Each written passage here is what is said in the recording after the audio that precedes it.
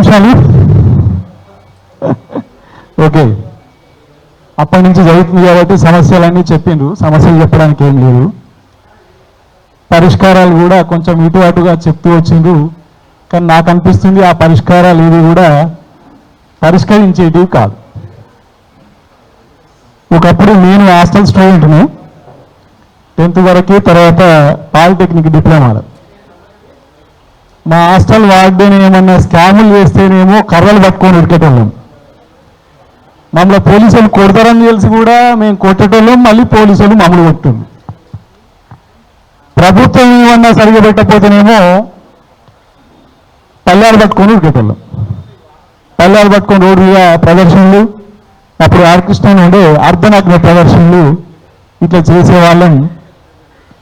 ఇవాళ ఆర్కృష్ణ కానీ సరే బీసీ ఉద్యమం, నిజానికి బీసీ ఉద్యమం అంటే విద్యార్థుల ఉద్యమమే, హాస్టల్ ఉద్యమమే. మేము అప్పుడు పీడిఎస్సీలో ఉండేది, విద్యార్థి ఉద్యమాలు చేస్తూ వచ్చినాం. మా హక్కుల కోసం వేరే హాస్టళ్ల పిల్లలకు కూడా సరిగ్గా తిండి పెట్టకపోతే పిల్లలు ఉండి కూడా మేము వార్డెన్ల మీద ఫైటింగ్ పోయాం.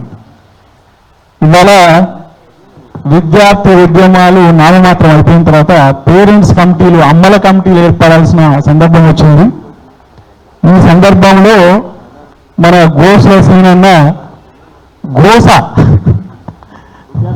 విద్యార్థుల గోస అనేది, పిల్లల గోస అనేది ఇంటి పేరులో గోస ఉంది కాబట్టి పట్టుకున్నాడు. కాబట్టి నేనేమంటున్నా అంటే, నేను ఒకటే సూచన చేస్తున్నా, మన బిడ్డలకు సరిగా అన్నం పెట్టలేనప్పుడు మనం అన్నం తినగలమా నిమ్మలంగా, ప్రశాంతంగా? చాలా బాధాకరమైన విషయం కదా. ఒక చిన్న బిడ్డ మన ఇంట్లో ఉన్నప్పుడు ఆ బిడ్డకు అన్నం తినలేకపోతే మనం తినబుద్ధిగా. ఆ బిడ్డలకు అన్నం పెట్టడానికి ఒకవేళ లేకుంటే మనం మార్చుకొని పిల్లలకు పెట్టుకుంటాం. ఈ ప్రభుత్వం కనుక తల్లి అనుకుంటే దానికి ఆ బాధ్యత ఉండాలి. వేరే విషయాలల్లో మినహాయించి హాస్టల్ పిల్లలు ఒక 30 ఏళ్ళ కింద, 25 ఏళ్ళ కింద గదే పోరాటము, ఇవాళ కూడా గదే పోరాటము. దుర్మార్గమైన పరిస్థితి. ప్రైవేట్ స్కూల్స్లో చదివిపిద్దామంటేనేమో ఫీజులు కట్టలేము. గవర్నమెంట్ స్కూల్స్, రెసిడెన్షియల్ అంటే ఒకప్పుడు కళ, మేమైతే మామూలు హాస్టల్స్లో చదువుకున్నాం. రెసిడెన్షియల్ స్కూల్స్లో కూడా అంటే చాలా గొప్ప అనుకునే వాటిలో కూడా తిండి సరిగా పెట్టలేకపోతే ఇంకా ఏం చేయాలి? అందుకని నేనేమంటున్నా అంటే, మనం ఇట్లాంటి సమావేశాలు, మా సీనన్న చెప్తాడు రాజకీయాలకు అతీతంగా, ఆయన రాజకీయ పార్టీలు ఉన్నాడు కాబట్టి భవిష్యం అనుకుంటారేమో అని భయపడతా ఉంటాడు. ఏమీ భయపడాల్సిన అవసరం లేదు. దబ్బున ఈ ప్రభుత్వాన్ని తిడితే ఇక తిట్టినవు తీయని గమనుంటే తిట్టినవు కాదు, మనం పొగిడినా చేయదు అది. ఎందుకంటే దున్నపోతు మీద వానపడడం. మనం ప్రశ్నలు వేస్తే ఆ ప్రశ్నలు మంత్రాల్లాగా వాళ్లకు నిమ్మలంగా జో కొడతాయి తప్ప పాటల్లాగా. మనం మంత్రాలకు చింతకాలు రాలై, మాటలకు ఉపన్యాసాలకు పనులు కావు, చర్యలు తీసుకోవాలి. ఒకప్పుడైతేనేమో మేము కట్టెలు పట్టుకొని వాడిన మీద కురికినాం, కానీ ఇలా పోరాట రూపాలు రేవు గనక మన బిడ్డలు తినకుండా మనం తినగలుగుతామా?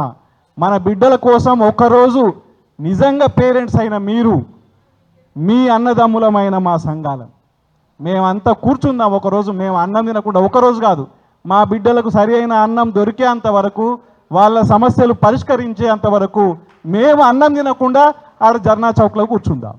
దానికి మనం సిద్ధమైతే చెప్పండి, నిజంగా అది పరిష్కారం అవుతుంది. కాకుండా ఉండే సమస్యలు, ఎందుకంటే ఎంఆర్పిఎస్ చూసినాం కదా, గుండె జబ్బుల సమస్య మీద కానీ, వికలాంగుల సమస్య మీద కానీ కృష్ణమాదిగ పోరాటాలు ఇక్కడ మనం స్ఫూర్తిగా తీసుకోవాల్సిన అవసరం ఉన్నది.